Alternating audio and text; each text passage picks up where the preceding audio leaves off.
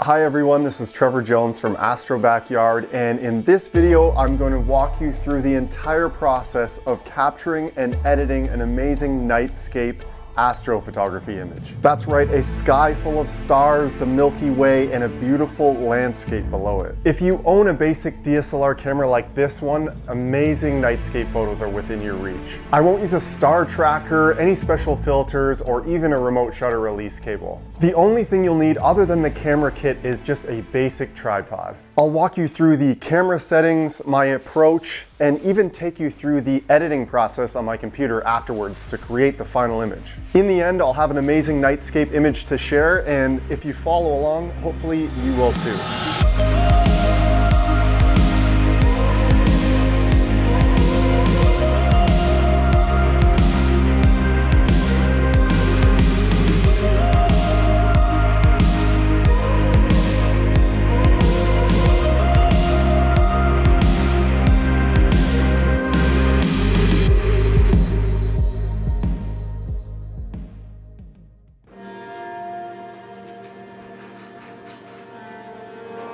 I'm at an incredible location for this shoot. It's very dark and secluded here, 85 acres to be exact. I knew this would be the perfect spot to capture the fall constellations in the night sky and maybe even the Andromeda Galaxy, star clusters, and portions of the Milky Way. When it comes to nightscape photography and astrophotography in general, the biggest advantage you can give yourself is to escape the city light pollution and get to the darkest spot possible. You'll want to do this during the new moon phase, when that bright moonlight isn't affecting the brightness of the sky and you can really focus in on the stars and the deep sky objects in the night sky. For you, that might be up at the cottage or renting a campsite. For my family, it made the most sense for us to rent an Airbnb cabin in the darkest spot we could possibly find. I also wanted to choose a location with an interesting landscape.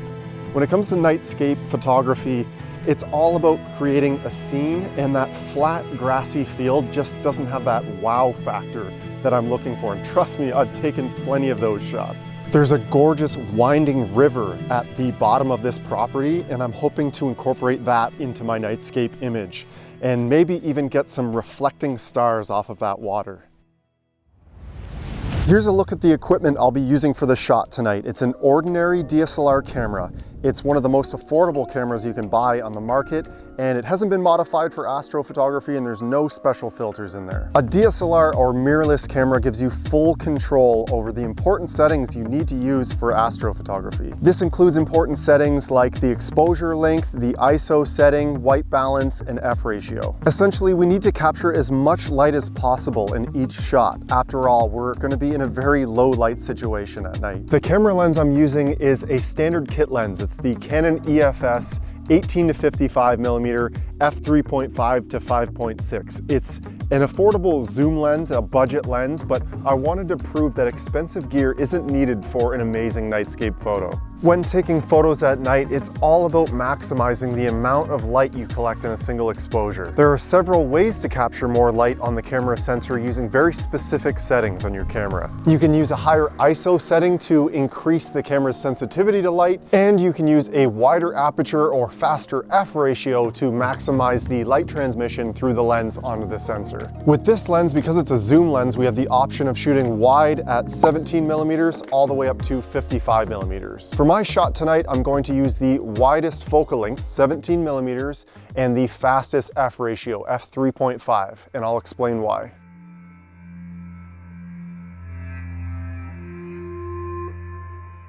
Because the Earth rotates, the night sky is a moving target. If you try to take a long exposure image, say 30 seconds at a 55 millimeter focal length, the stars will be trailed. There are several online tools available that will tell you your maximum exposure length you can take before the stars will trail at any given focal length, but I find trial and error to work just great. At your desired focal length, just take a 30-second exposure and work backward until those stars become acceptably round. Remember that your image will be seen as a whole from a glance. Most people aren't going to get out the magnifying glass and look at the star shapes and the corners of your image. DSLR and mirrorless cameras are much better at dealing with noise than they used to be. For this camera, I found that an ISO setting of 3200 actually worked out great for my astrophotography. You may want to try a less aggressive ISO setting, something like ISO 800 or 1600, but it all depends on the amount of noise you're willing to deal with when you're processing the images. And remember that it will be reduced greatly through the process of image stacking. The f ratio of this camera lens wide open when used at 18mm is f3.5, which is not bad when you compare it to a telescope shooting at f6, f7. But keep in mind, the lower the f-stop, the shallower the depth of field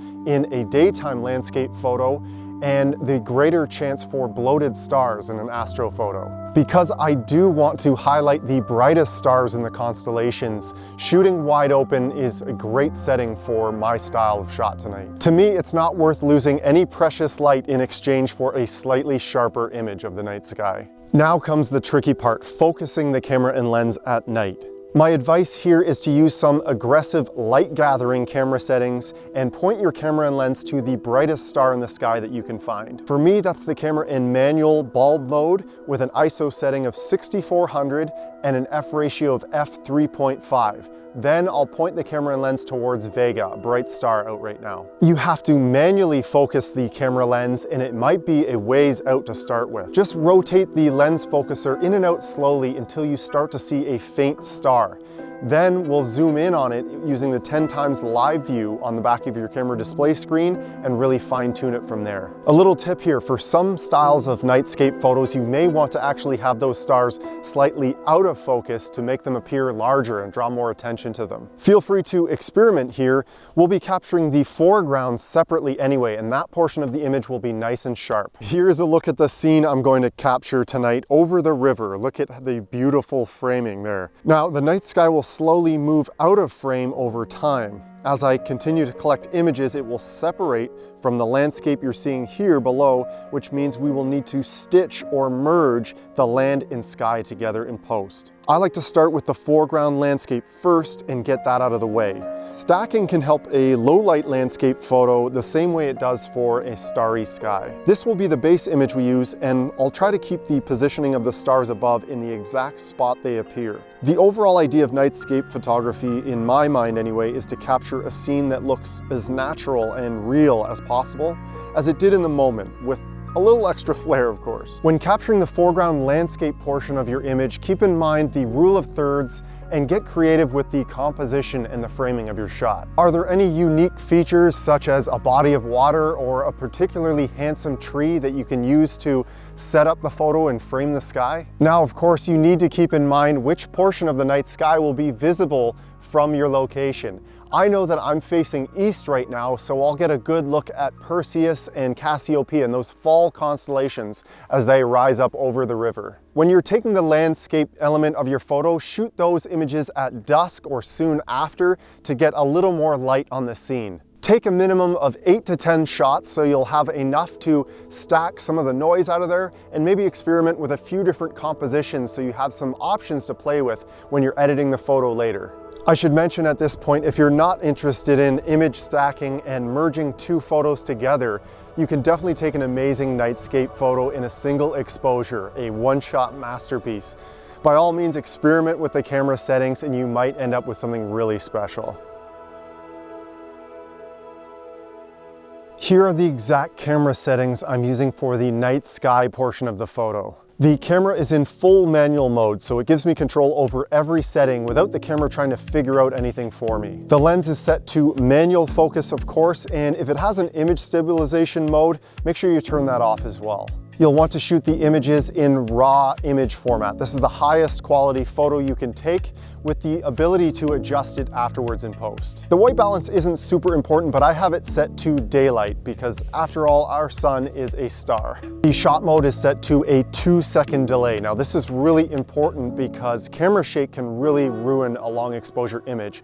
So use the 2 or 10-second delay timer, or better yet, a remote shutter release cable. I have the ISO set to 3200, the f ratio at 3.5, and the exposure length set to 20 seconds. Now, the 500 rule gives me a maximum of about 18 seconds at this configuration, but that's really just a rule of thumb. And to be honest, I'm willing to see a little bit of star trail just to get that much more light in each exposure.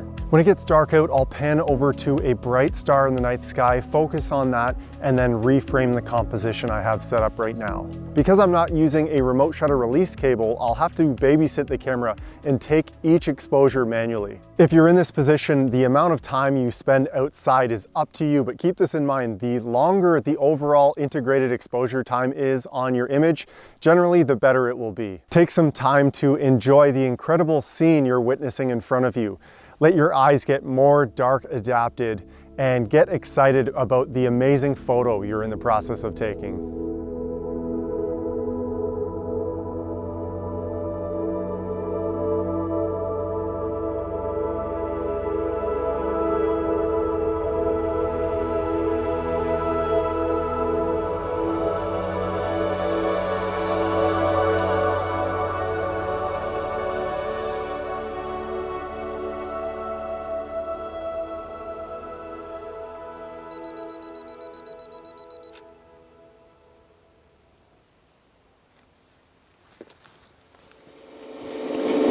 Okay, I'm back in the office now and I'm looking at the image exposures I captured over the water of my nightscape style scene. So these are the night sky images of Pleiades, and you can see Taurus rising there. And I took several of these 20-second exposures that I need to now stack to create an improved image using the power of the signal to noise ratio. And then I also have my dusk exposures. While they should have been dusk, I took them while it was still daylight out. So I didn't actually end up using these images. As beautiful as they are, they weren't super useful for capturing the actual lighting or close to it how it was at night. So I wasn't able to use these. I should have waited a little later to take these. But I was able to use some shots that I took when it was completely dark out, and I'll show you what I mean in just a minute. So if we go into Photoshop here, the first thing I wanted to show you is that how you can manually stack your image exposures in Photoshop to create a better night sky image. So all I did here was paste each exposure as a new layer into a single image, and just using that opacity slider, align them up with each other because that sky was slowly drifting out of the frame. So I just align those stars with each other and then step back the opacity gradually as each layer goes up. I've got my base layer.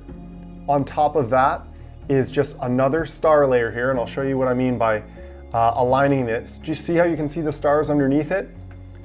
It's gonna go back there. So I align them up and I put this layer at 85% opacity.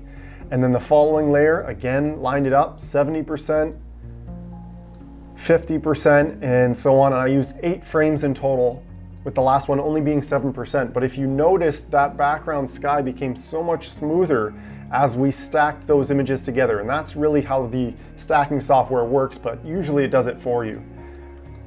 So we do that and we've got ourselves a very nice clean nightscape or star portion of our image. But of course that foreground landscape is just a pure black silhouette right now.